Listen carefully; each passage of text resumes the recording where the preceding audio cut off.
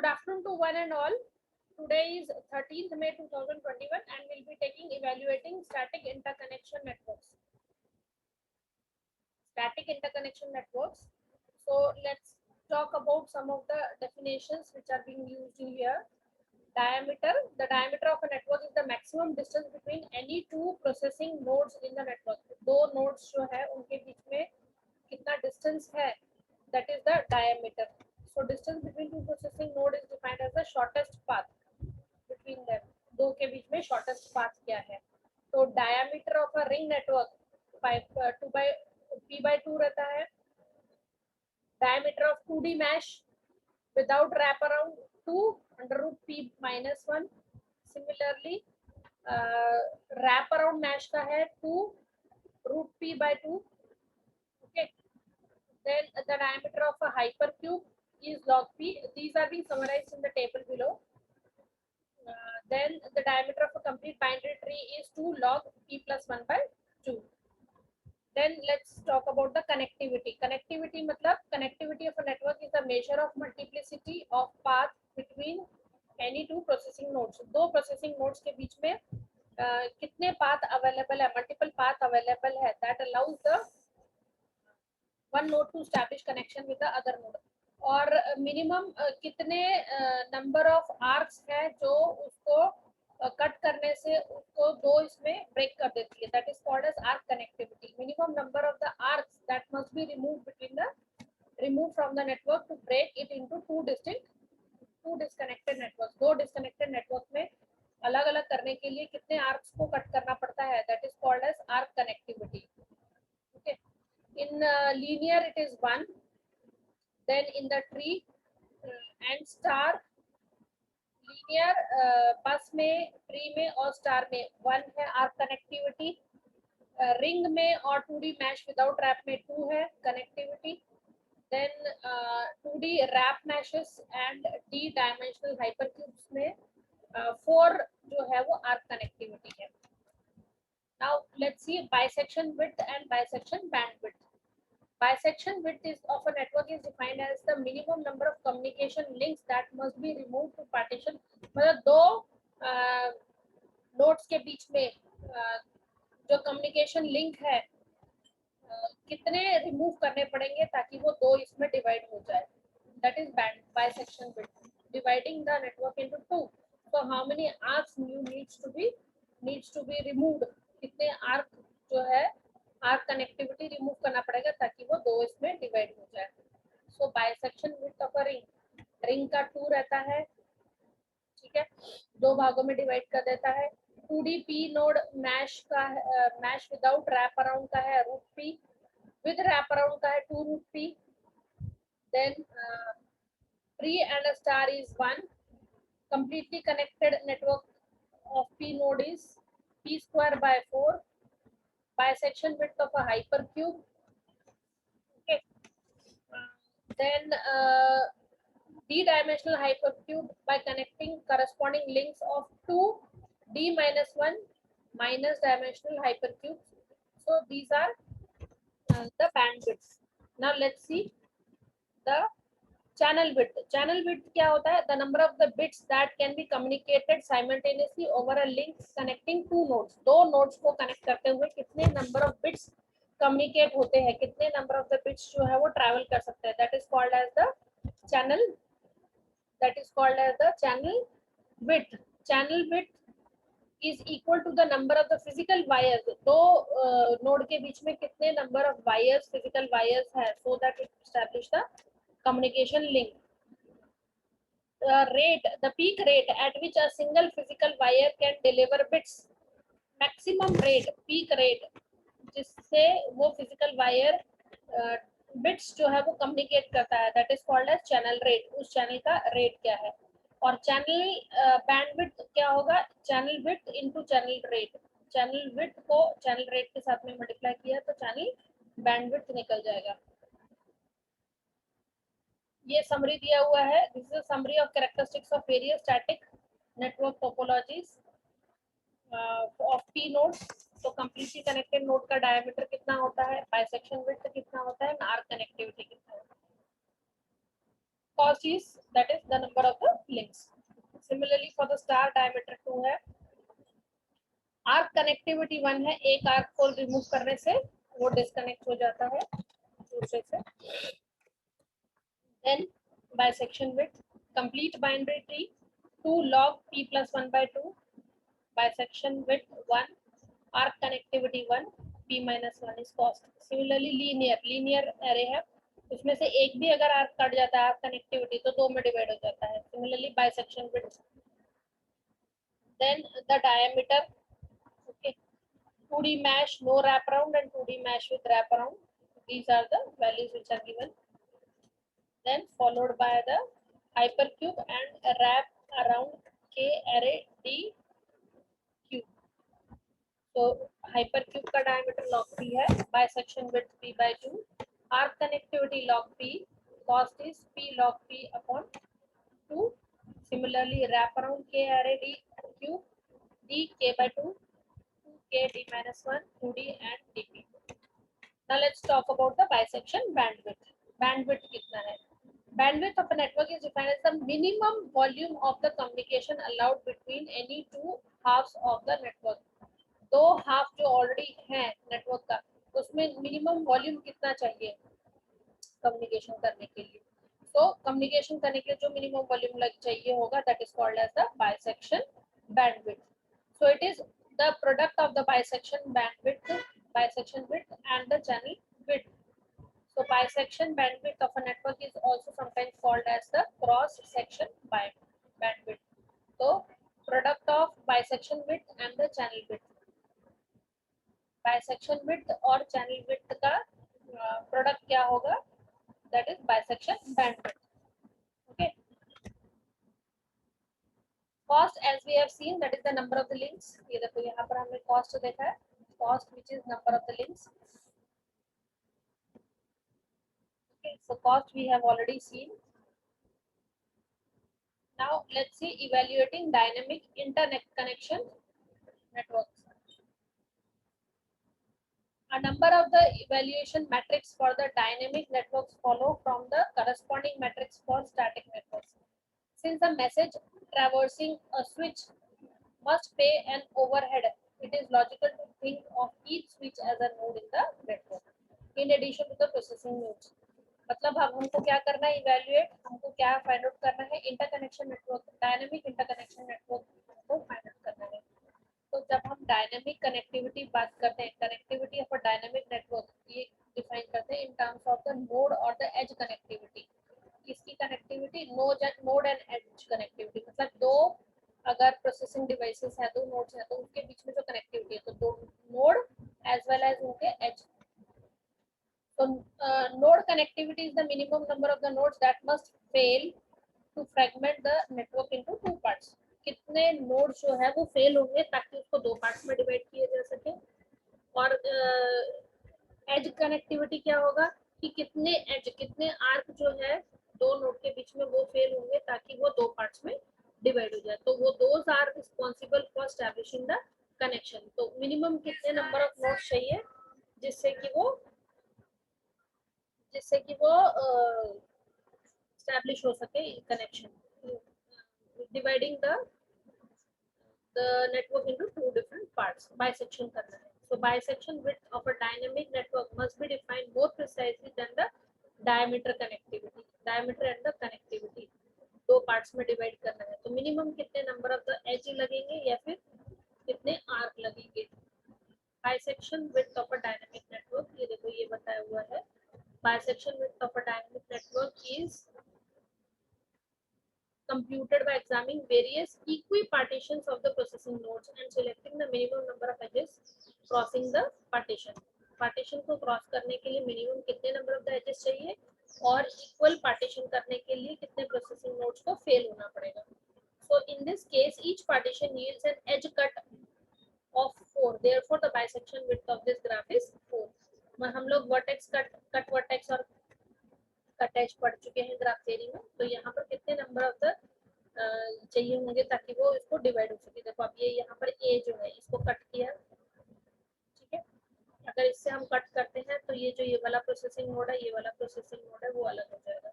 अगर हम ऐसे ऐसे कट करेंगे इस बी से लाइन से, तो ऊपर के दोनों कट हो जाएंगे और इधर के दोनों, इधर के 3 अलग कट हो जाएंगे। अगर हम ऐसे कट करते हैं तो भी ये 2 पार्ट्स में कट हो जाएगा। Cache coherence in multiprocessor system.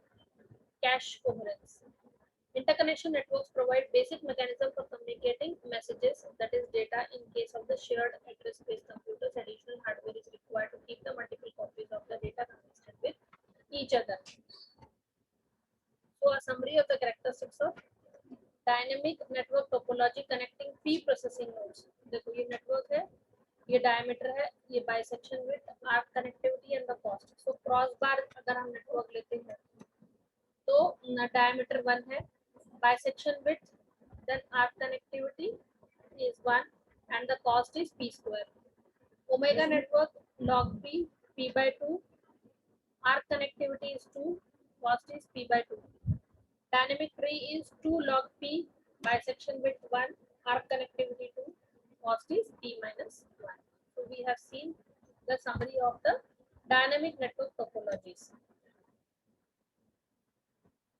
Now let's see the cache coherence in a multiprocessor system where invalidate protocols is being used. अब जैसे देखो यहाँ पर P0 एक प्रोसेसर है, P1 एक प्रोसेसर है, ये हमारी मेमोरी है। यहाँ पर अगर x की वैल्यू लोड की, that is x is equal to 1, इसमें भी P1 प्रोसेसर में x की वैल्यू लोड की, x is equal to 1, this is the memory. So this is invalidate protocol. Update protocol for shared variables. अब क्या हो रहा है यहाँ पर ये लोडिंग किया, सिर्फ लोड किया, मेमोरी के अंदर x इक्वल टू 1 की वैल्यू थी, तो हमने यहाँ पर किया P1 प्रोसेसर और P0 प्रोसेसर, इन दोनों ने मेमोरी में से डेटा को अपलोड किया यहाँ पर, तो x इक्वल टू 1 और x इक्वल टू 1 यहाँ वैल्यू लोड होगी इन प्रोसेसर्स के अंदर, इन प्रोसेसर्स की मेमोरी के अंदर, और ये मेमोरी जो है ये शेयर्ड एड्रेस स्पेस है। अब यहाँ पर हमारे पास में जो इनवैलिडेट है, अगर इनवैलिडेट होता है तो ये जो शेयर्ड मेमोरी है, ये एक्सेस P1 नहीं कर पा रहा है। क्यों? क्योंकि ये जो P0 है उस समय P0 क्या है, राइट ऑपरेशन कर रहा है, तो P0 क्या राइट ऑपरेशन कर रहा है, 3 value is being return to x variable, तो यहाँ पर x वेरिएबल के अंदर 3 वैल्यू रिटर्न हो रही है, ठीक है। उसी समय P1 जो प्रोसेसर है वो वर्कआउट नहीं कर पा रहा, तो this is not there, invalidate, ये इनवैलिडेट हो जाएगा। In case of the protocol,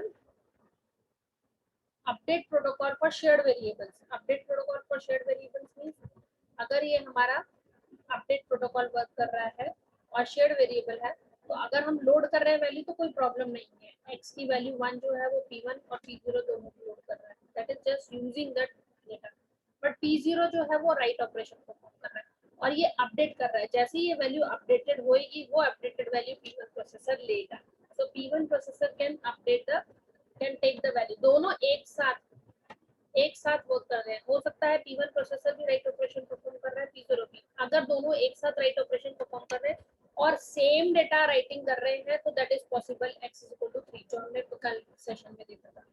अगर ये P1 processor is not doing anything, is accessing the data from this memory, then what happens, first it performs the write operation, that is value 3 will be written to x and update operation will be performed and updated value will be written over here. Okay, so this is update protocol. Another important factor affecting the performance of this protocol is false sharing. False sharing refers to the situation in which the different processors update different parts. So false sharing refers to the situation in which different processors update different parts of the same cache line.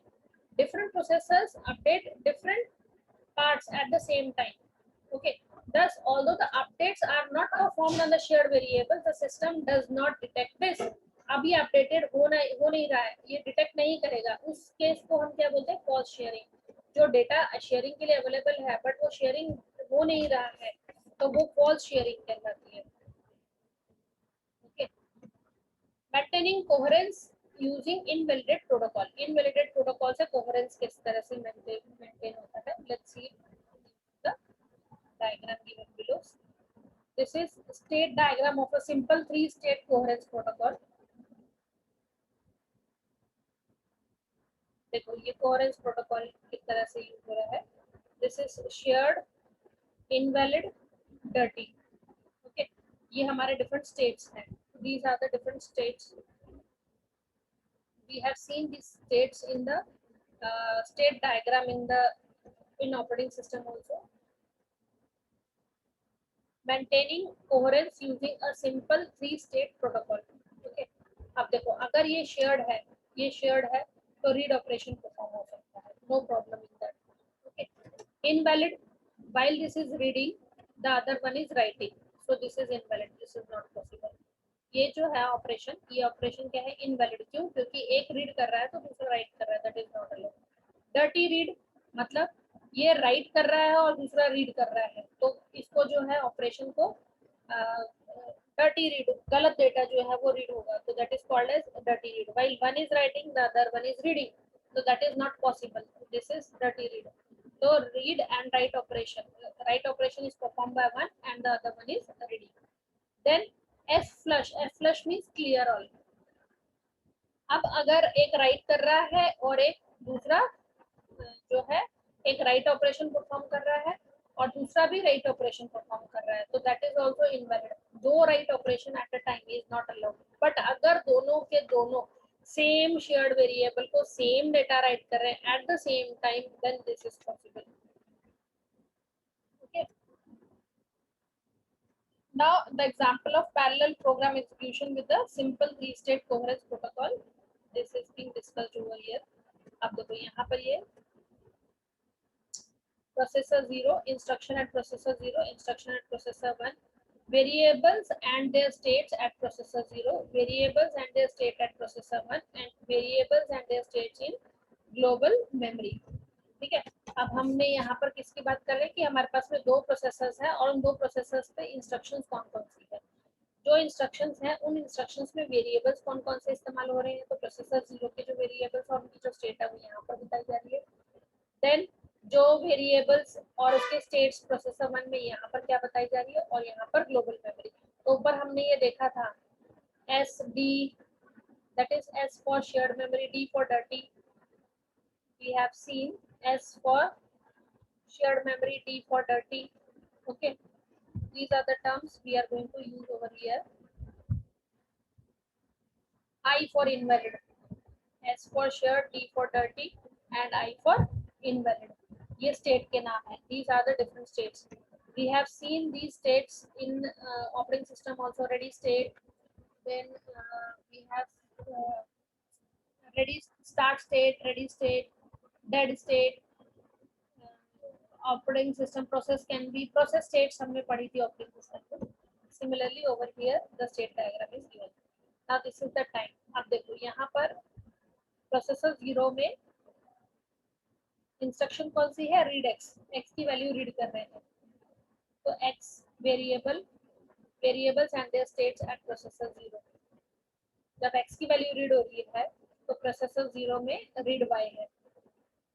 ठीक है, ये देखो नीचे में दिया हुआ है, मतलब जब ये x वैल्यू रीड हो रहा है तो प्रोसेसर जो है 1, उस समय प्रोसेसर 1 यहाँ पर कुछ भी नहीं है, ये आइडल है. उस समय वेरिएबल की जो वैल्यू है x की वैल्यू 5 रीड हुई, दैट इज शेयर्ड स्पेस पे, शेयर्ड स्टेट में. तो प्रोसेसर 0 जो है वो एक x की वैल्यू रीड किया, तो x की वैल्यू क्या रीड हुई, x is equal to 5 shared space में. Variables and their states in the global memory. अब ग्लोबल मेमोरी में इनकी स्टेट क्या आ जाएगी, x is equal to 5, that is shared space. Okay, then here processor 0 is idle. Now processor 1 reads a value of y. At that time processor 0 idle है, यहाँ पर x और y की वैल्यू कुछ भी चेंजेस नहीं रिफ्लेक्ट होंगे. Then the processor 1 में वेरिएबल्स और उसके स्टेट्स क्या होंगे, y की वैल्यू 12 रीड की शेयर्ड स्पेस में, तो y is equal to 12 in the shared state. Next the value of x is updated by 1, x is equal to x plus 1. ये अपडेट स्टेटमेंट है, ये रीड स्टेटमेंट हुई, ये read statement हुई, तो ये शेयर्ड स्पेस में वर्क हुआ. अब ये अपडेट वैल्यू हो रही है x is equal to x plus 1. जब x is equal to x plus 1 है तो प्रोसेसर 1 जो है वो आइडल है.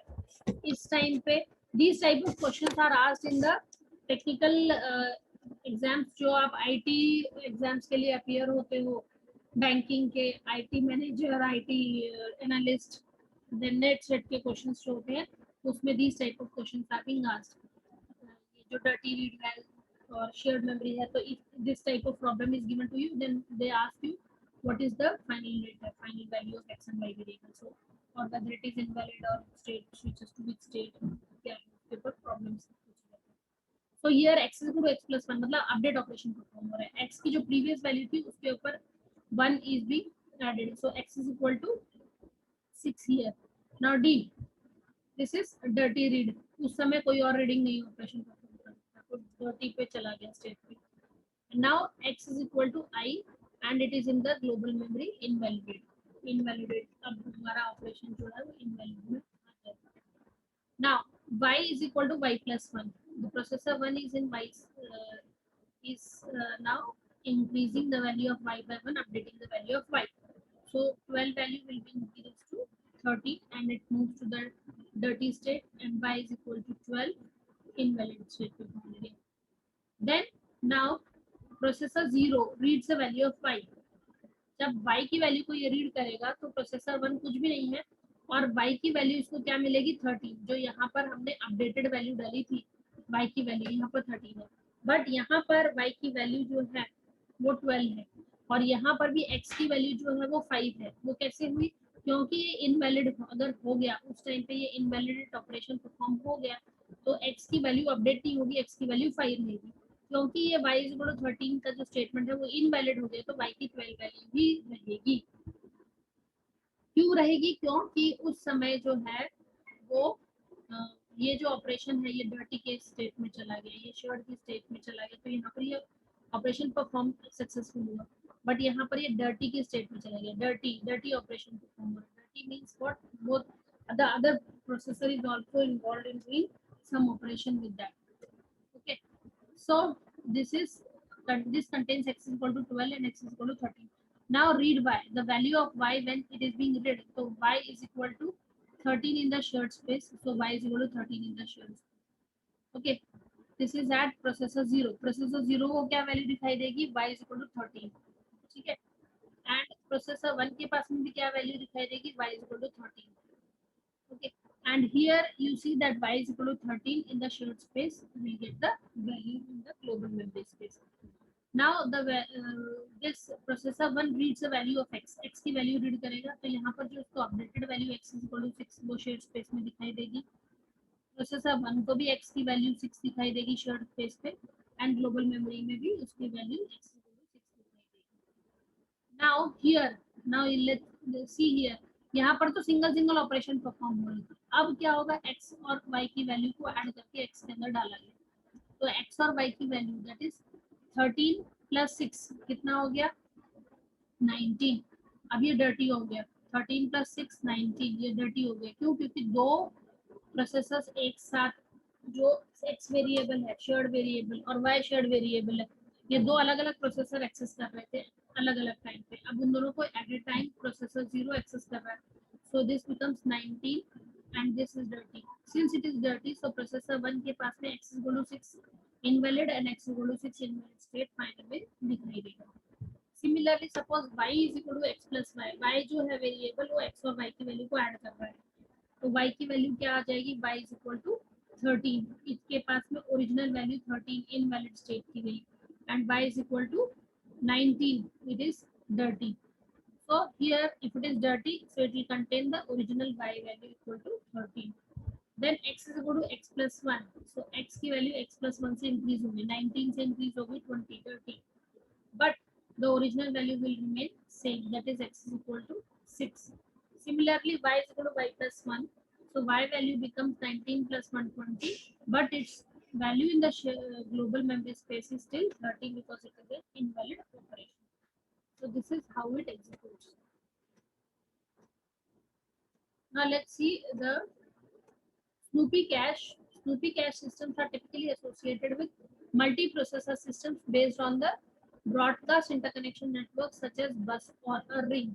तो ये Snoopy जो cache है वो किसमें exist होता है? Cache memory is a memory which is a smallest memory contains frequently accessed information. तो की कैश है वो कहाँ पर एक्सेस करता है, जहाँ पर मल्टी प्रोसेसर सिस्टम का एनवायरनमेंट है और जहाँ पर इंटरकनेक्शन नेटवर्क जो है वो ब्रॉडकास्ट के थ्रू डेटा एक्सचेंज करते हैं। May be the topology is either ring और द बस। सो इस केस में all processors snoop means monitor, snoop on the bus for transactions। बस जो है उसके ऊपर ट्रांजैक्शन करने के लिए उसको मॉनिटर करते रहते हैं कि क्या उसको टोकन मिल गया डेटा ट्रांसफर करने के लिए एक नोड को दूसरे नोड से। So that we will see. देखो ये डायग्राम देखो स्नूपी नोड का। दिस इज द एड्रेस और द डेटा बस, ये एड्रेस और डेटा बस है। Okay, then this is the memory, this memory is a shared memory। now this is cache, cache memory of the respective processor 1, processor 2, processor 3। Multi processor environment है, तीन processors हैं, ये snoop hardware है। Okay, that is this is basically use to provide the monitoring system. तो ये linear बस का architecture है। लीनियर बस के आर्किटेक्चर में तीन प्रोसेसर्स हैं, इन तीन प्रोसेसर्स की रिस्पेक्टिव कैश मेमोरीज है और इनका जो स्नूप हार्डवेयर है वो इसके साथ में अटैच है। And this is the memory with that connections। Now architecture of a typical directory based, a centralized directory and a distributed directory। जो हमारे पास डायग्राम है, A is a centralized, this A is the diagram for the centralized directory। ये centralized directory है, processor, cache, processor। So we have so many processors, along with that their cache is there। This is interconnection network and this is the presence bit and the data, the state and the directory is being denoted। So it is centralized, it is being accessed, this directory is being accessed by all the processors with their cache respectively। But distributed के case में क्या होगा, हर एक को अलग अलग memory दिया हुआ है। देखो यहाँ इस प्रोसेसर का कैश अलग है, इसका मेमोरी अलग है और प्रेजेंस बिट्स एंड स्टेट अलग है। इस प्रोसेसर का कैश अलग है, कैश तो हमेशा ही अलग रहता है, चाहे वो सेंट्रलाइज हो चाहे वो डिस्ट्रीब्यूटेड हो। तो दोनों में कैश दोनों का अलग अलग है। बट जो ये डायरेक्टरी स्ट्रक्चर है, ये डायरेक्टरी स्ट्रक्चर डिस्ट्रीब्यूटेड है, तो यहाँ पर कुछ इसमें है कुछ इस मेमोरी में है। तो this is distributed type of architecture. So now we will end up with the topic and tomorrow we will begin with the new topic, that is communication caused in parallel machines।